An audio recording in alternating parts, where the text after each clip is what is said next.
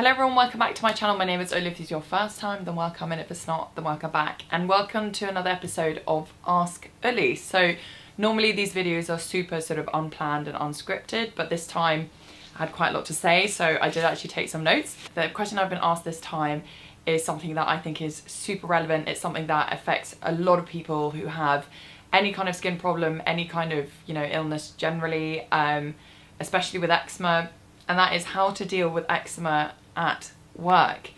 And I know exactly where this question came from, because I know when I had really bad eczema, especially last year when it was particularly bad, even sometimes this year, like if I've had a flare up or whatever, I know how antisocial it makes you feel, how the sort of the idea of going in and seeing people just like adds to your anxiety, adds to your stress. So I completely know where this came from and like how did I deal with it. So I wrote down a few things.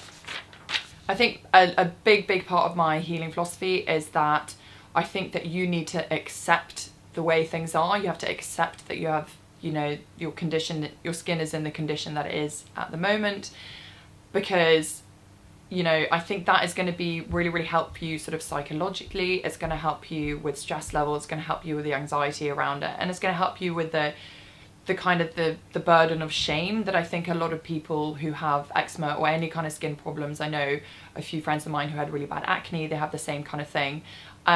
It's just that I think that the acceptance is like a really important factor to it. But, I'm going to give you some practical tips as well, because first of all, if your skin is particularly bad, for example, if you've just started, coming off steroids, if you've just started on sort of like a natural healing journey, then I know that the flare-ups are intense, like they are seriously bad. And if you can, I would actually sort of speak to your bosses, speak to your managers and see if you can take some time off, if that's a possibility for you.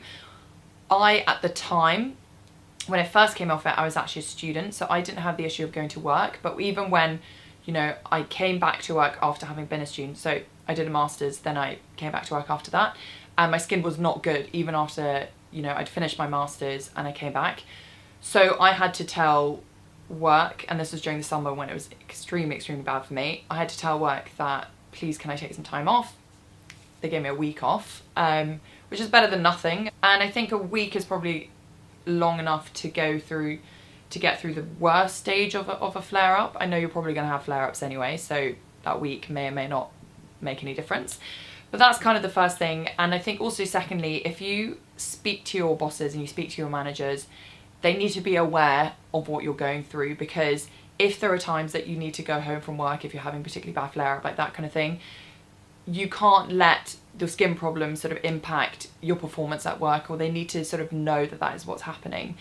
In the same way that anyone who had any illness, who had any kind of sort of health problem, most companies and most places that you work for will have some kind of, they will be understanding to that.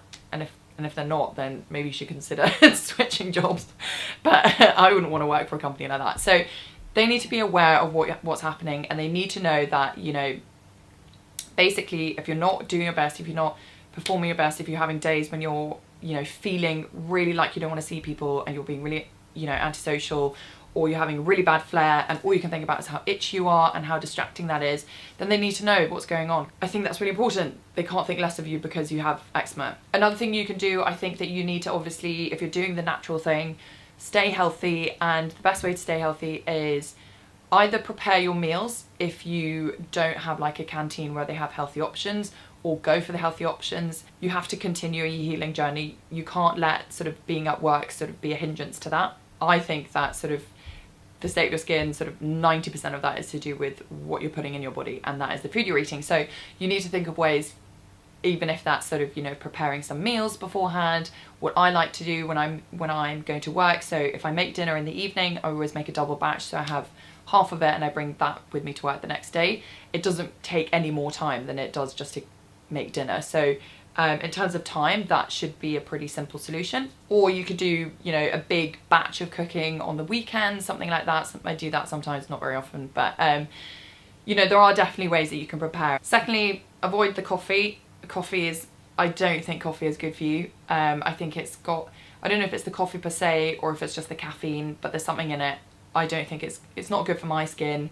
And I've heard a lot of other people complain that it's not good for their skin. It's not good for your cortisol levels, and cortisol is to do with stress, and high stress is not good for your skin. So you want it as much as you can, especially at work, which might be stressful anyway. Like, don't add to that sort of stress that you can't control. Like, don't have caffeine as much as you can. You might need to do a bit of like a caffeine detox. I can do a video on that because I had quite an experience with that. And so yeah, so bring in your own tea bags. I usually bring in my own sort of like just decaf sort of black breakfast tea, and I also bring in my own milks. But I'm quite lucky because I live my office is right next to a supermarket, so I literally just on Monday mornings I just go and buy some alternative like oat milks, put that in the fridge, and then that's kind of done. So in terms of the environment in the workplace, if you work in an office, which is what I did, I had a real issue with sitting underneath the aircon. So I try and find a place in the office where I wasn't sort of directly underneath it. And I could really feel that if I was directly underneath it, it would really start to make my skin itch. I actually ended up having a bit of like a conversation with our sort of like health and safety person, being like, can I sit in a room that doesn't have aircon? And that wasn't possible, but he did sort of point out a few places where there wasn't like an aircon machine in the sort of the ceiling. So I did that. If you have a sort of, if you're in one of those offices where you can't move around and you're just like sat in one place, maybe again speak to your bosses, speak to the people you work with, see if you can find a desk that is comfortable for you, that is like, that doesn't sort of have all these kind of environmental factors that might impact your skin or make your skin worse in any way.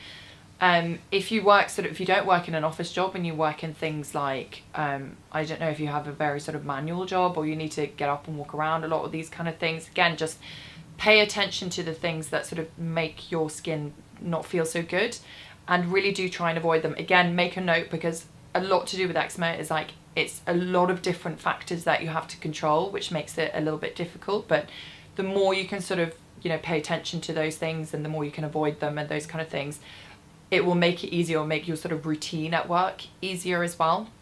So I think that was another one that really helped me. Think about the clothes you're wearing.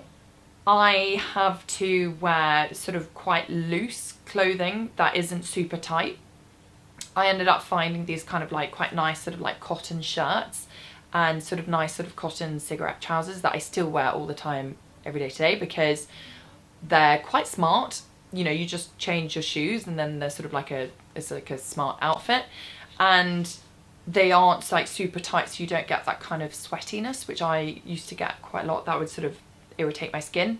If you go through a flare up at work, which happened to me every now and again, I'd sort of, for absolutely no reason whatsoever, I would just have a massive flare up. What I would do is I would go into the loos, I'd pour cold water on it. I find that cold water really helps. And I'd either sit like in the disabled loos, or I sit like in a loo cubicle, and I'd just sit there and just sort of like blow on the patch so that it kind of made it a bit cooler.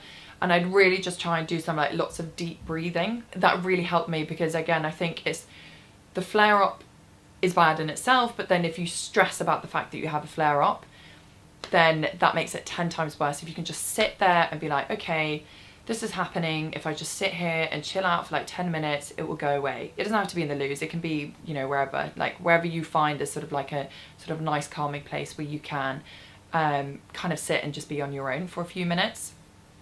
Again, this is why it's important to tell your bosses and people that you work with that this is happening, so that if you do disappear for sort of 10-15 minutes, then they know why.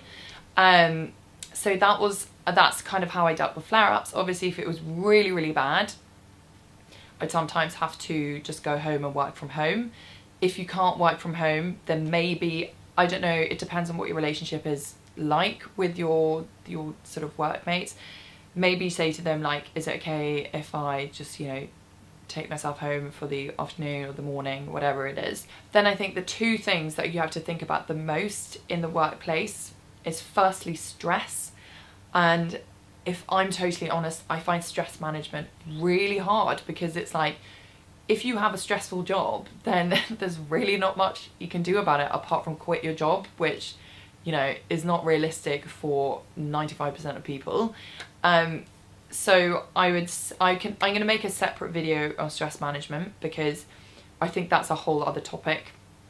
But stress is really important. If you can avoid being super stressed all the time, whether, again, speak to your managers if you need more help on something. And the final thing, which I think is like the most important thing, not just at work, but just throughout this healing journey in like every single situation, is don't be embarrassed of your skin. I know that's so much easier said than done, but I think the best way to do it is to talk about it. And this is just something, because again, it's all about sort of lifting that kind of, alleviating that feeling of embarrassment and shame and that kind of thing. And like, you know, if you talk to people about it, you will see that people do not find you gross. They don't, you know, they don't think, oh gosh, how strange, how weird. I don't know what it is that makes people so embarrassed about having it. But I understand it, because I felt embarrassed as well at the same time. But it's about, if you talk to people, you understand that people only ever feel compassionate towards you, like, well, if they're nice people. And if they're not nice people, then screw them. Like, you don't need to pay any attention to what they think anyway. But this is the thing, it's like, and especially then, because if you come in and you've had like a particularly bad flare, it's like, it's the sharing of the experience, it's the sharing of the kind of emotions around it that dilute the emotions. That, I don't know what it is. It's like, imagine that you're building up all this like embarrassment and shame, and then when you open up about it, it's like it flows out. That is how it really does feel when you talk about these things. And like I said at the beginning of the video, I'm probably repeating myself now, but tell your bosses what you're going through, talk to your teammates about it. They'll see it, you know, so you might as well bring it up. You can bring it up before they do, which I found really helped. They'll probably ask you things about also like, oh, why are you eating so healthy these days? Why are you not drinking coffee? Like all this kind of stuff. So it becomes almost like a bit of a thing, and you'll probably find that people start supporting you really well with it. I know that after a while, like people are always like, oh, how's it going? Like that kind of thing. And, you know, whenever they'd go and make coffee, they'd always go and make me like a chamomile tea and things like that. So it's all about like sort of, you know, sharing the experience with other people. Obviously don't bore people, don't go on and on about it, like, you know, only to the point where it's like appropriate, and to the point where you feel like, oh, okay, like I can sit here and not be embarrassed. I can sit here with eczema on my face and, you know, not be worried about them looking at me and, you know, not wanting to draw attention to myself, you know, like you can forget about that quite quickly. And then you can move on and start concentrating on what it is that you're doing, like your work, your job, and not letting your eczema sort of impact on your performance. So that's kind of all I wanted to say. I hope that was helpful. I hope that answered your questions. If you have any more questions, if you have any more tips or advice, leave them in the comments down below. Like, I want this to be like a place where people can share. And if you like this video, please give it a like, please subscribe, and I'll see you again very soon for another one. Bye.